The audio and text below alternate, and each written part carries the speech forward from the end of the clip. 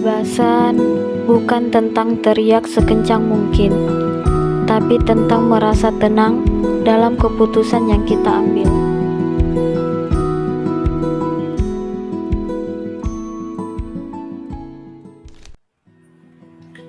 Kalau ditanya, kapan aku merasa benar-benar bebas? Aku akan jawab, saat aku memutuskan untuk tidak mengikuti harapan orang lain. Waktu itu, keluargaku ingin aku memilih jurusan tertentu. Tapi aku tahu, hatiku tidak ada di sana. Aku takut mengecewakan mereka. Tapi lebih takut aku kehilangan diriku sendiri. Dan ketika aku bilang, aku ingin jalan yang berbeda, saat itu aku merasa bebas. Rasanya seperti melepaskan beban, walau tidak mudah. Kenapa momen itu begitu bermakna? Karena itulah kebebasan dalam arti sebenarnya. Bukan bebas tanpa arah, tapi bebas menentukan arah.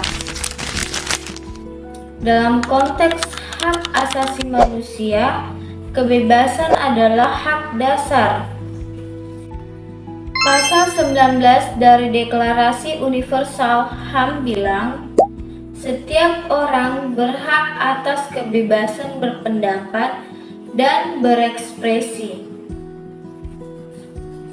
Saat aku mengatakan tidak, saat aku mengambil keputusan sendiri, itu bukan pembangkangan, itu ekspresi HAMku sebagai manusia. Aku merasa dihargai bukan karena orang lain setuju, tapi karena aku diberi ruang untuk memilih. Tapi apakah semua orang bisa merasakan kebebasan yang sama? Sayangnya belum.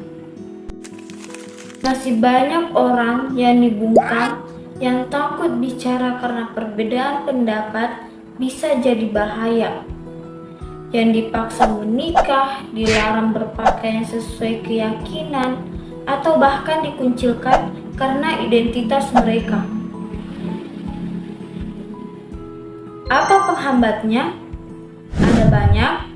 Norma sosial yang mengekang, budaya yang belum ramah perbedaan, hukum yang tebang pilih, dan ketakutan.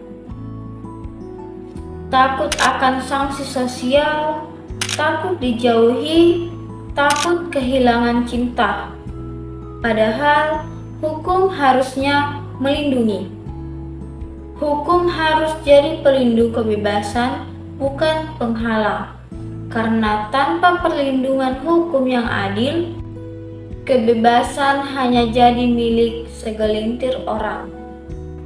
Bagiku, kebebasan itu bahan bakar kehidupan. Tanpa kebebasan, kita hanya hidup untuk menyenangkan orang lain.